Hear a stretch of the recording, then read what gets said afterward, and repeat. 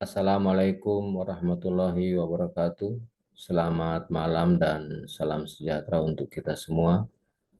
Puji syukur kita panjatkan kehadirat Allah Subhanahu wa taala atas segala nikmat dan karunia yang telah diberikan kepada kita semua.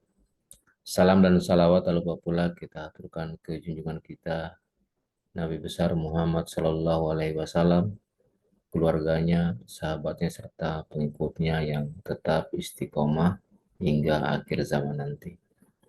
Bapak dan Ibu sekalian, izinkan saya memperkenalkan diri saya. Saya adalah mahasiswa Pasca Sarjana Universitas Haluleo, program studi manajemen rekayasa. Nama saya Anwar Dahlan Sabar dengan nomor induk mahasiswa G2T122018.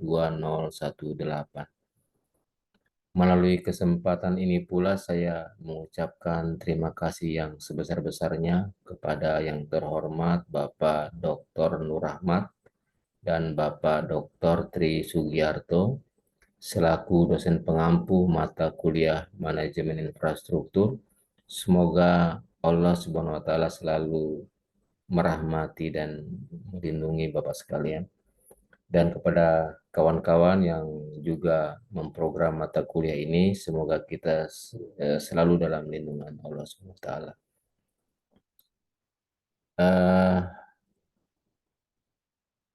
Bapak dosen pengampu, izin saya ingin mempresentasikan tugas ujian akhir semester saya ini dengan judul Infrastruktur Ketenaga Listrikan. Fokusnya adalah di sisi pembangkitan energi listrik.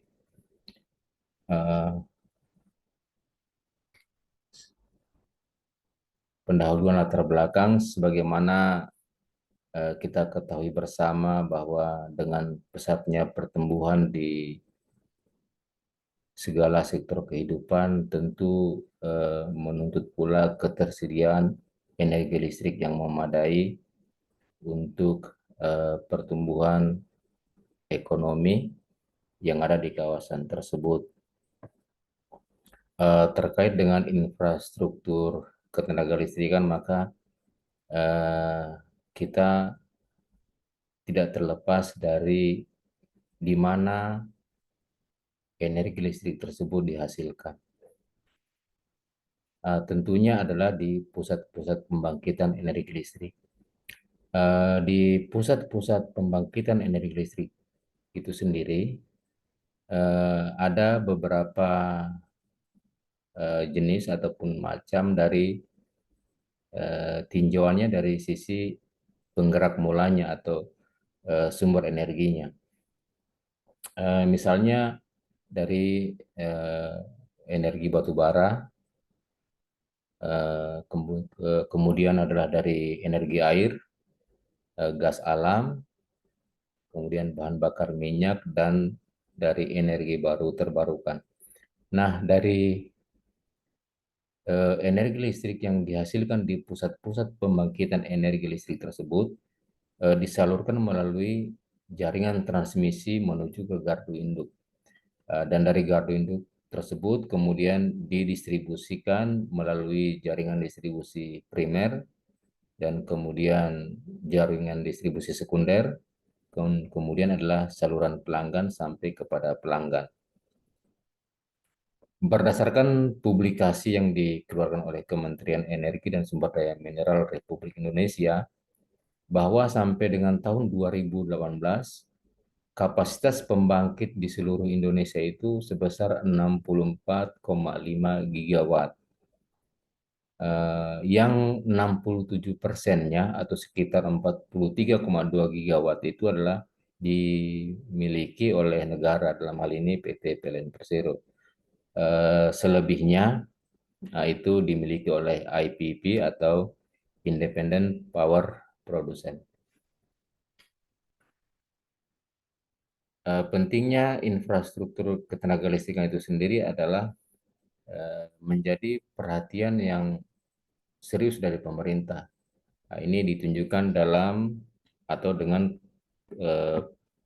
Peraturan Presiden atau Perpres nomor 4 tahun 2016 tentang percepatan pembangunan infrastruktur ketenaga listrikan, bahwa dalam rangka pemenuhan kebutuhan tenaga listrik secara adil dan merata untuk mendorong pertumbuhan ekonomi. Jadi memang benar bahwa eh, ketersediaan energi listrik ini mempunyai kaitan yang erat dengan pertumbuhan ekonomi. Ini bisa kita lihat misalnya eh, untuk daerah-daerah yang mempunyai potensi sumber daya alam atau misalnya sumber daya perikanan, eh, harusnya misalnya ini adalah daerah-daerah penghasil perikanan yang cukup besar, itu kan sangat sangat mungkin untuk dibangunkan cold storage. Nah, cold storage ini sendiri tentu membutuhkan eh, ketersediaan energi listrik yang cukup besar karena juga konsumsi listriknya sangat besar. Lanjut, untuk rumusan masalah ini saya membagi menjadi tiga. Yang pertama adalah berapa besar penggunaan sumber energi listrik di Indonesia. Yang kedua, berapa nilai produksi pembangkit listrik untuk melayani beban rumah tangga, industri, dan komersil. Dan yang ketiga adalah bagaimana dominasi terbesar dalam penggunaan jenis pembangkit di Indonesia. Untuk sumber energi listrik yang ada di Indonesia masih didominasi oleh pembangkit listrik yang konvensional. Misalnya ini dapat kita lihat batu bara itu sekitar 50%, kemudian gas alam 29%, bahan bakar minyak kisaran di 7%, dan renewable energy ataupun energi terbarukan di kisaran 14%.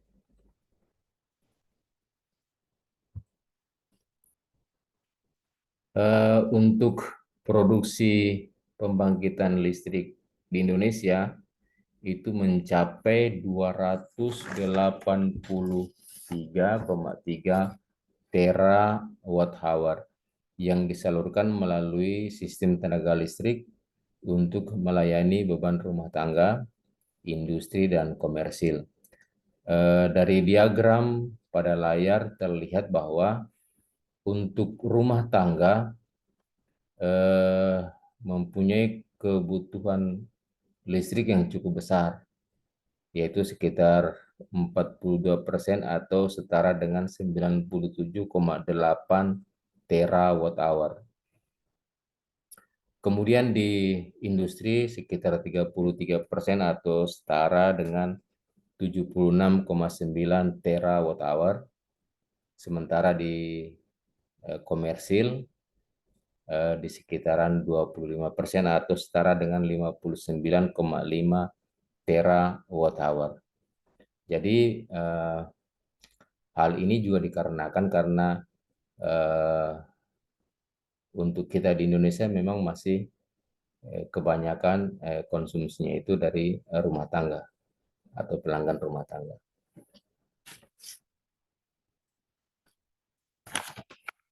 Kemudian juga di sisi pembangkitan listrik yang kita kenal sangat beraneka ragam, mulai dari pembangkit PLTU, PLTA, kemudian ada PLTGU, ada PLTD, dan yang lainnya, bahwa ternyata memang untuk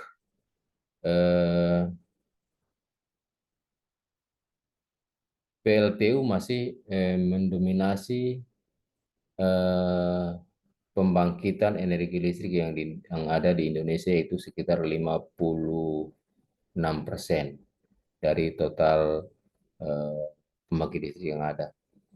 Kemudian PLTA di kisaran 16% dan pembangkit lainnya di 10%. Renewable energy sendiri itu ada di kisaran 1,1%. Untuk energi baru terbarukan sendiri atau renewable energy, ini menjadi tantangan juga adalah peluang ataupun harapan bagi pelaku-pelaku ketenaga listrikan karena eh, energi baru terbarukan ini adalah eh, mempunyai dampak lingkungan yang sangat kecil atau bahkan mungkin tidak ada untuk kategori-kategori pembangkitan tertentu. Sehingga energi baru terbarukan ini eh, menjadi perhatian dan mendapat dorongan yang cukup kuat dari pemerhati-pemerhati lingkungan. Energi baru terbarukan itu sendiri adalah energi yang sumbernya secara alami tidak akan pernah habis dan prosesnya berkelanjutan. Salah satu atau beberapa contohnya misalnya adalah energi angin, geotermal, kemudian energi matahari, gelombang air laut, dan kemudian hidrogen cair. Itu adalah beberapa contoh dari energi baru terbarukan yang kemudian bisa dikembangkan dan bisa diproduksi secara massal. Namun demikian bahwa ketika berbicara energi terbarukan ini kita selalu terkendala di efisiensi dan juga kaitannya dengan investasi sehingga secara nilai investasi pembangunan energi terbarukan itu relatif mahal terutama saat pengembangan dan konstruksi dibandingkan dengan pembangkit-pembangkit yang konvensional. Sehingga tidak salah tadi bahwa PLTU itu masih mendominasi yang cukup tinggi karena eh, sumber energinya, batu baranya itu masih gampang didapat dan kemudian eh, secara biaya produksi masih tergolong murah. Namun demikian, PLTU juga ini adalah memiliki dampak lingkungan yang cukup besar, sehingga kemudian pemerintah selalu berupaya bagaimana menekan dari jumlah polusi yang bisa dikeluarkan oleh pembangkit-pembangkit batu bara.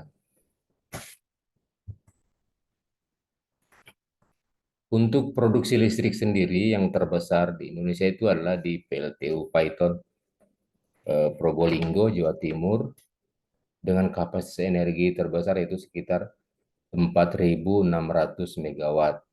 Kemudian PLTGU Karawang dengan kapasitas energi 1.760 megawatt. Sisanya itu tersebar di seluruh Indonesia dengan kapasitas di bawah 1.000 megawatt.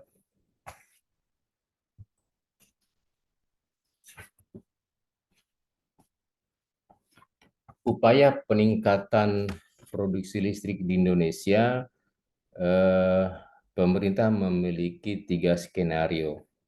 Yang pertama itu adalah business as usual atau BAU, kemudian pembangunan berkelanjutan dan rendah karbon. Business as usual itu sendiri adalah sebuah kerangka kerja yang sudah ditetapkan dalam perusahaan agar tahapan proses kerja itu dilaksanakan dengan baik. Nah, ini tentu arah atau muaranya ini adalah kepada efisiensi kerja. Kemudian pembangunan berkelanjutan ini kaitannya dengan lingkungan hidup, sehingga ini adalah merupakan langkah yang atau upaya sadar dan terencana yang memadukan aspek lingkungan hidup, kemudian sosial, ekonomi ke dalam strategi pembangunan. Dan yang terakhir adalah rendah karbon. Nah, ini juga untuk pembangkit-pembangkit yang telah beroperasi, misalnya PLTU, sedapat mungkin